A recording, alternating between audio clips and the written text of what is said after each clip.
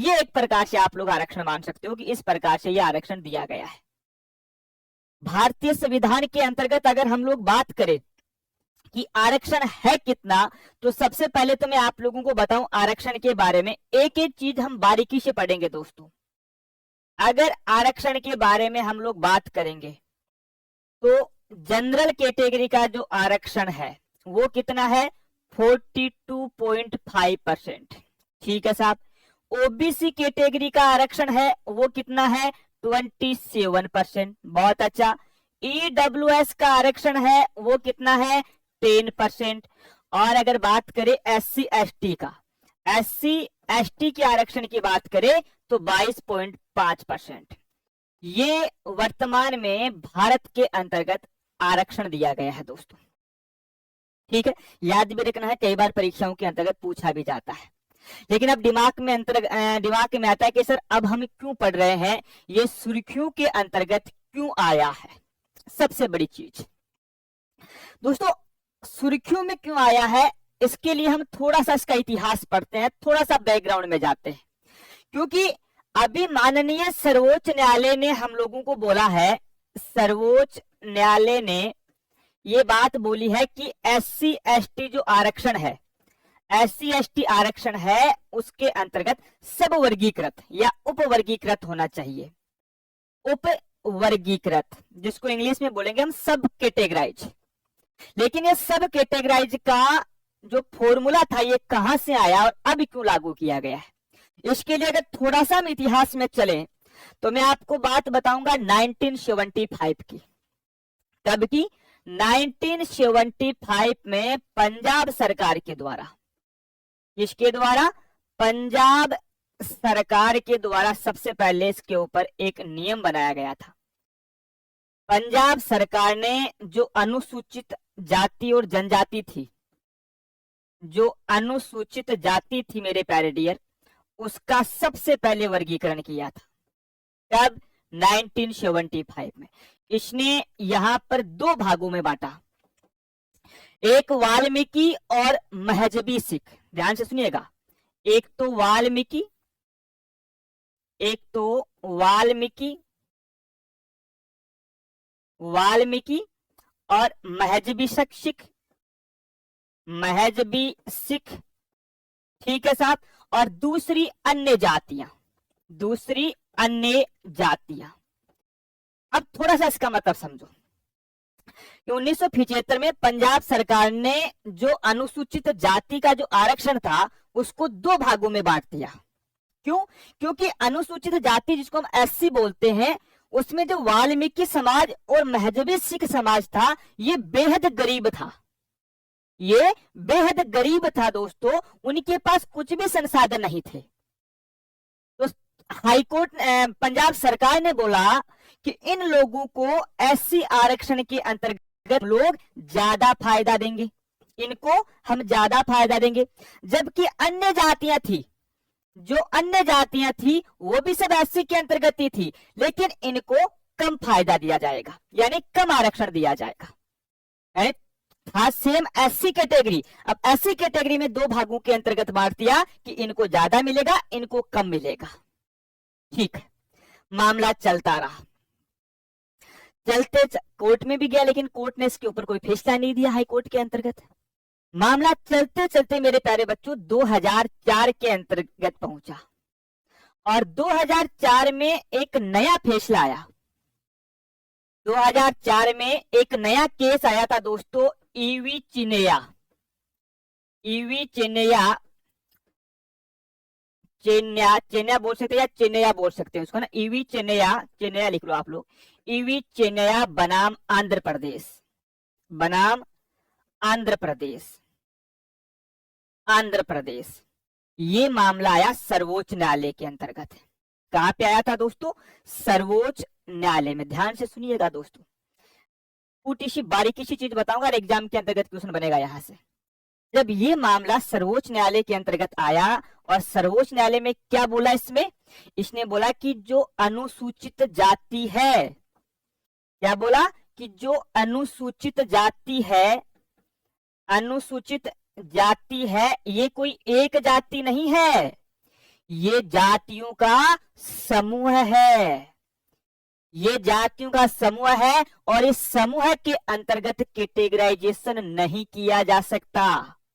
यानी कि अनुसूचित जाति के अंतर्गत सब कैटेगरी नहीं की जा सकती। ये सर्वोच्च न्यायालय ने बोला कि सब कैटेगरी नहीं की जा सकती। क्यों? क्योंकि बोला ये असमानता का उल्लंघन है, असमानता का उल्लंघन है मेरे प्यारे डियर। एक एक शब्दों के ऊपर फोकस कीजिएगा। 1975 में पंजाब सरकार की बात को सही माना गया था, ठीक है।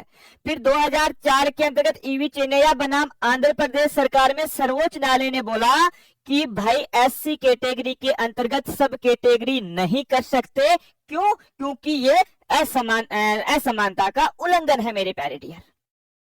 जैसे सर्वोच्च न्यायालय ने ये फैसला दिया तो पंजाब के लोग दौड़े दौड़े गए सर्वोच्च न्यायालय के पास कि भाई रुको रुको। बोला क्या हुआ? बोला मालिक ये बात तो हम बहुत पहले से बोल रहे हैं, हमारे पंजाब के अंतर्गत भी ऐसा ही हो रहा है। तो सर्वोच्च न्यायालय ने दोस्तों पंजाब सरकार का जो फैसला था, पंजाब सरकार का जो फैसला था उसको क्या कर दिया? रद्द कर दिया। यानी पंजाब के अंतर्गत जो सब कैटेगरी की गई थी, वाल्मीकि, महजबी सिख और अन्य जो अनुसूचित जाति के लोग थे, उनका अलग अलग किया गया था, वापस एक हो गया कि सबकी एक ही अनुसूचित जाति होगी। मामला चलता रहा, चलते चलते 2006 के अंतर्गत, थोड़ी सी क्रोनोलॉजी समझिएगा आप लोग। 2006 में पंजाब सरकार ने फिर से एक्ट बना दिया, पंजाब सरकार ने फिर से एक्ट बनाया दोस्तों। और ये एक्ट क्या था? सेम वही एक्ट था जो 1975 में बनाया था इन्होंने, कि वही वाल्मीकि और महजबी सिख है उनको ज्यादा आरक्षण देंगे, अन्य जातियों को आरक्षण कम मिलेगा। 2010 के अंतर्गत चंडीगढ़ हाईकोर्ट ने इसको फिर से रद्द कर दिया। 2010 में चंडीगढ़ हाईकोर्ट ने रद्द कर दिया। चंडीगढ़ में हाईकोर्ट है पंजाब और हरियाणा का, बोला नहीं ऐसा नहीं चलेगा। अब भाई साहब पंजाब सरकार दौड़े दौड़े पहुंचे सर्वोच्च न्यायालय के अंतर्गत, ये दौड़े दौड़े पहुंचे सर्वोच्च न्यायालय के अंतर्गत। और सर्वोच्च न्यायालय को जो बात बोले सुनिएगा, सर्वोच्च न्यायालय को बात बोले कि अजी मालिक सुनो हमारी बात। जैसे आप लोगों को, हम लोगों को कोई बार बार गलत ठहरा देता है तो हम बोलते हैं ना कि भाई मानते हैं हमारी गलती है, लेकिन कम से कम हमारी बात तो सुनो एक बार आप, भाई हमें बोलने का मौका तो दो।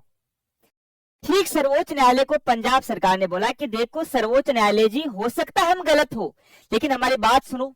बोला सुनाओ। कि बोला देखो 1992 के अंतर्गत भारत में एक केस आया था, बहुत इंपॉर्टेंट है, इंदिरा साहनीवाद। क्या? इंदिरा साहनीवाद ने बोला था कि आरक्षण 50% से ज्यादा नहीं होना चाहिए। क्या बोला था? आरक्षण 50% से ज्यादा नहीं होना चाहिए। बोला बिल्कुल बोला था। और बोला मालिक एक बात और बोली थी। बोला क्या? बोला कि इन्होंने ये भी बोला था कि ओबीसी में क्रीमी लेयर लागू होगा। यहां से ध्यान रखिएगा, क्रीमी लेयर लागू होगा। सर ये क्रीमी लेयर क्या होता है? देखो क्रीमी लेयर का कोई शाब्दिक अर्थ नहीं होता है। क्रीम क्या होता है? जो अच्छी क्वालिटी की होती है। बिलोवना जानते हो? दूध है ना भाई, दूध से हम लोग दही जमाते हैं और दही से आपको पता होगा सुबह सुबह बिलोवना करते हैं, मशीन होती है। और जब मशीन में पूरा जो मंथन होता है, जो बिलोवना होता है, उसमें ऊपर ऊपर घी आ जाता है, उसको हम क्रीम बोलते हैं ना। कि जो अच्छी क्वालिटी का होगा वो ऊपर आ जाएगा और जो ज्यादा क्वालिटी का होगा, खराब क्वालिटी का होगा, वो नीचे रह जाएगा। तो उसको नाम दिया क्रीम। यानी कि ओबीसी के अंतर्गत जो लोग आर्थिक आधार से सक्षम है, जो लोग आर्थिक आधार से सक्षम है, उनको आरक्षण नहीं दिया जाएगा। बोला हाँ यार ऐसा तो हमने बोला था। तो मालिक यही बात हम बोल रहे हैं।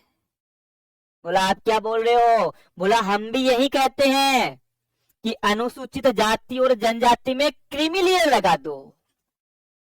सुप्रीम कोर्ट बोला अच्छा ये बात है क्या? बोला हाँ जनाब ये बात है, आप हमारी सुनते ही नहीं हो। बोला चलो विचार करते हैं। तो सर्वोच्च न्यायालय ने 2020 के अंतर्गत विचार किया और विचार करके क्या किया भाई साहब, सर्वोच्च न्यायालय ने 7 जजों की एक बैच बिठाई।